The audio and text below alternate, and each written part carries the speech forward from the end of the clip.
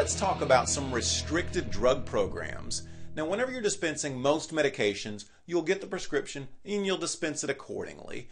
But on some medications, because of maybe a public safety issue or maybe any other kind of side effect that we're concerned about, there may be some extra red tape that you, the technician, will need to take care of before you can dispense the medication. In this lecture, we're going to learn about why is there even a need to have programs with restricted access to certain medications. We're also going to cover 3 example medications that have these restricted programs, and those are thalidomide, isotretinoin, and clozapine. We'll cover those 3, but there are certainly more, which we'll have a link to the side here that'll let you see the list in its entirety. So why even have restriction? Well, first of all, it may be a safety issue, as we'll talk about whenever I get to a few of the example medications, that sometimes there is an issue of just safety with taking the medication. Also, abuse. If I'm concerned about the drug getting out into the streets, getting out and being sold and then used illegitimately.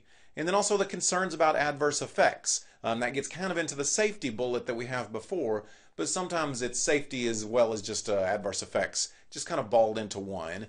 And then lastly, it's usually a joint effort between the prescription drug manufacturers and the FDA that are putting these programs together. Many of these programs are collectively known as the REMS program, or the Risk Evaluation and Mitigation Strategy. In these programs, this ensures that the benefits of the drug actually outweigh the risks. In the pregnancy category lecture, we discussed how sometimes you'll have to look at the needs of the mother, the medical needs of the mother, versus the side effects either to the baby or to the mother, and then determine whether that'll outweigh the risks or not. And the same thing has to be done here in some of these programs. There's lots of medications that'll utilize this, and sometimes one will pop into your pharmacy that you're not even aware of. Many times your pharmacy will have to register to be able to even dispense certain medications. So you as a technician will want to keep your eyes open for that if your pharmacy isn't registered to dispense that medication. There are many similar medications that will share REMS. In other words, many of the pain medications that are very strong and have a very big chance for abuse share some of the same exact protocols from drug to drug. So our first example is going to be thalidomide. Thalidomide is the classic example of one of the biggest disasters in pharmacy history.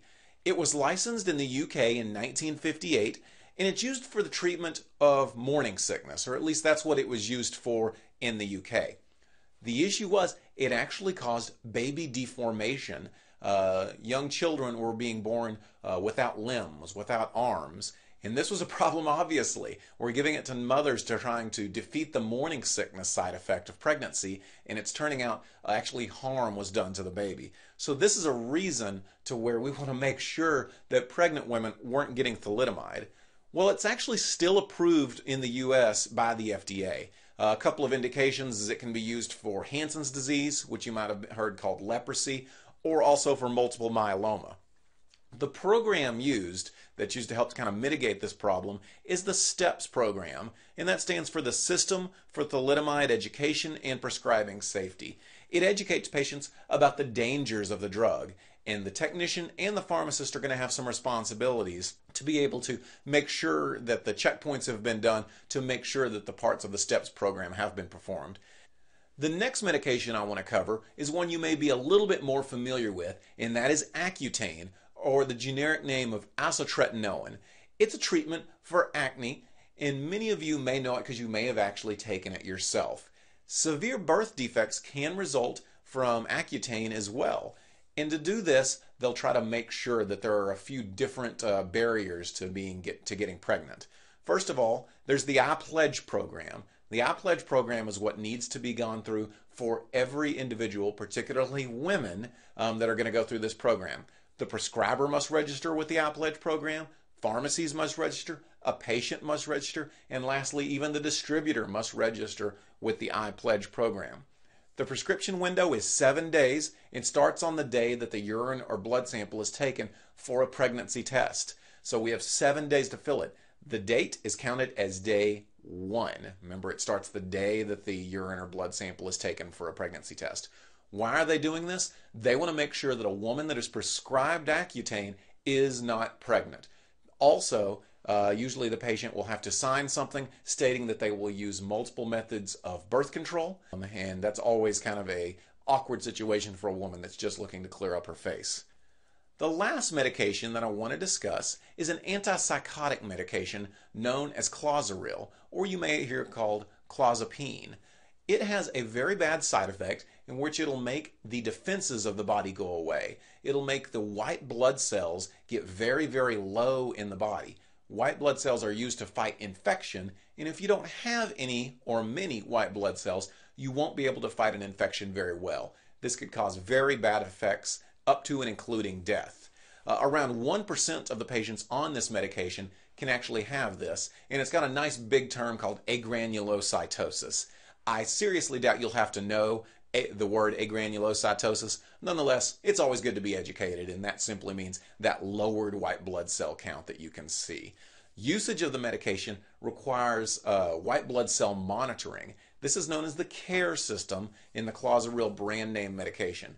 A pharmacy must verify the white blood cell counts and another acronym here, ANC, which is the absolute neutrophil count.